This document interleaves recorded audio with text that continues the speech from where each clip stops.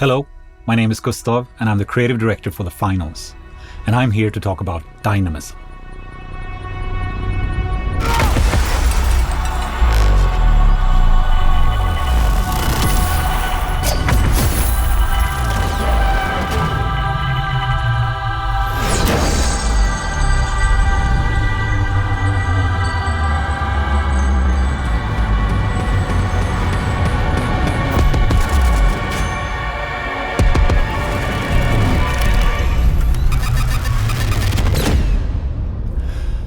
When we started making the finals, we weren't trying to make just another shooter. There are already plenty of great ones out there. What we wanted was to bring together the things that we always loved in games. Player choice and systemic design, deep interactivity, sandbox physics and destruction, and both playstyle and visual customization, and make them the foundation of the entire game. It was all about giving players agency, creativity, and the freedom to shape their own experience. We gave that philosophy a name, and that name is Dynamism.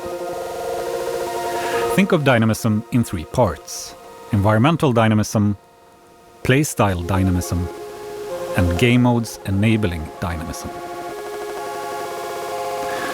Environmental dynamism means the environment is completely interactive. Players can pick up and throw objects, tear down walls, collapse floors, and even bring whole buildings down.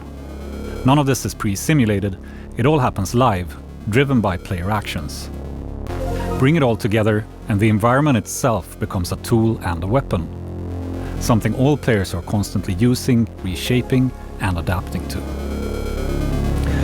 With playstyle dynamism, players are free to build their own contestant from a wide range of weapons, gadgets, and specializations. You begin with starter loadouts spread across three body types: light, medium, and heavy, each with their own strengths. From there, you're free to customize specializations, gadgets, and weapons to shape your contestant into something that fits the way you want to play. Finally, our game modes are designed to make dynamism happen. In Cash Out, teams fight to capture and hold objectives. And because objectives take time to complete, defenders can use the environment along with their specializations and gadgets to secure them, while attackers use those same elements to break through. Time is what allows these dynamic, emergent scenarios to play out. So that's a high-level view of what dynamism is in the finals today. But actually making it work and making it fun came with its own set of challenges. The first challenge had to do with the scale of possibility. The design space was huge, with hundreds of potential systems and interactions. The risk wasn't falling back on old ideas, but spreading ourselves too thin across too many new ones. Our solution was to map out the full range of possibilities and focus on systems that gave players the most agency and creativity. And that led us to things like destruction, physics, and world interactability, throwing, moving, and carrying objects, even making the objectives themselves physical and dynamic. We didn't want these things to be gimmicky side features. It was important to us that they were part of defining the whole gameplay experience, that they were part of the core of playing the game. The second challenge was about seeing dynamics too late.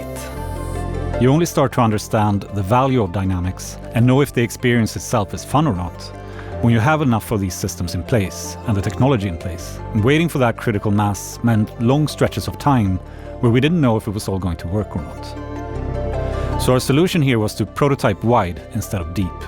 Rather than polish one system in isolation, we built many of them in rough form and let them interact with each other. And that gave us early signals, and when something showed promise, we could go all in on it. Consistency was key here. If destruction mattered, then everything had to be destructible. That's what allows players to trust these systems and build strategies around them. The third challenge had to do with balancing chaos and clarity. The more systems we added, the greater potential for emergent gameplay, but also for confusion. Without structure, the game could have turned into a chaotic mess. Our solution was to keep the rules grounded and predictable, intuitive. Walls fall when their supports are gone. Objects behave like you would expect them to when thrown or pushed. And by making the world consistent, players could focus on creativity and tactics rather than second-guessing what would work and what wouldn't work. The fourth challenge had to do with movement and physics in this dynamic world. One of the biggest technical hurdles was making movement feel solid in a world where everything is interactive and destructible. Traditional client-side prediction often breaks down on physics-enabled surfaces where errors pile up and movement becomes unreliable.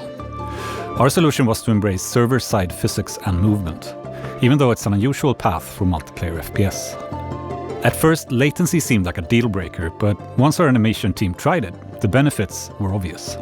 With the server as a single source of truth, prediction errors disappeared, moving across dynamic objects became reliable, and that breakthrough gave us the confidence to go all in on destruction, collapsing, tipping, and moving entire structures, all in multiplayer. The fifth challenge was creating game modes that made dynamism meaningful. All of these systems wouldn't matter without a game mode that gave players the time and space to use them. That thinking led us to objective-based modes built around attack and defense, teams setting up while others try to break through. We learned that objectives need time to complete, long enough for tactics, setup and counterplay to unfold. Making space for dynamism also shaped how we approached combat. We chose a relatively long time to kill because we wanted fights to last long enough for dynamism to matter.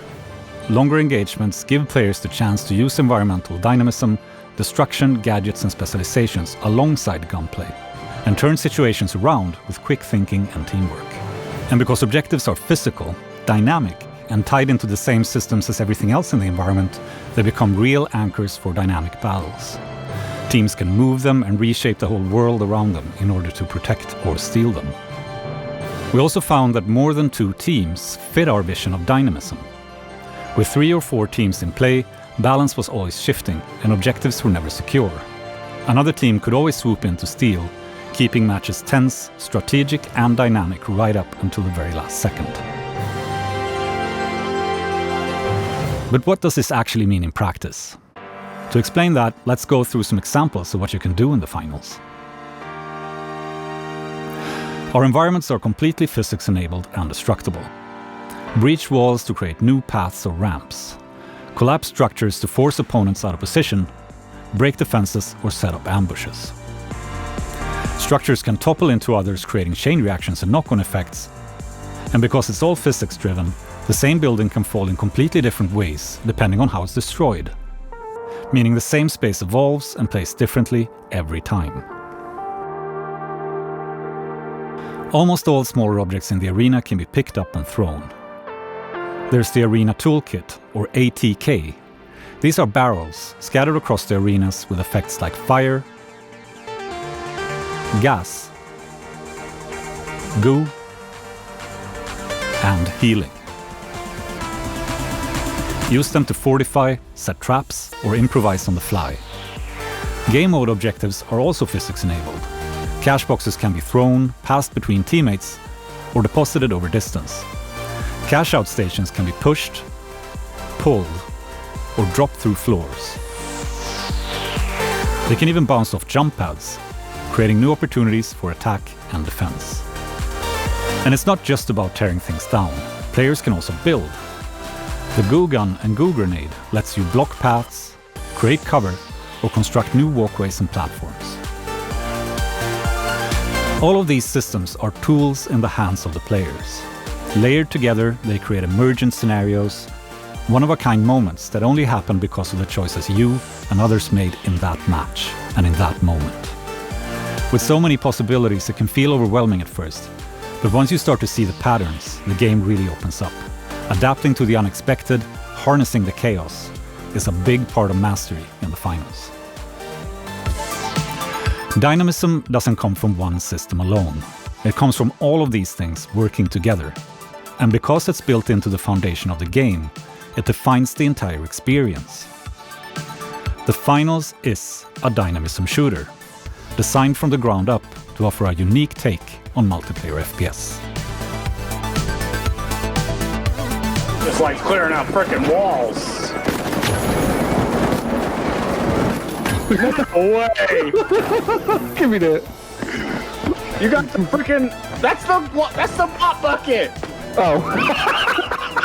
What happens if I throw a C4 on this? Oh, it goes up. And then if I trigger it. Oh, it killed someone! It killed someone!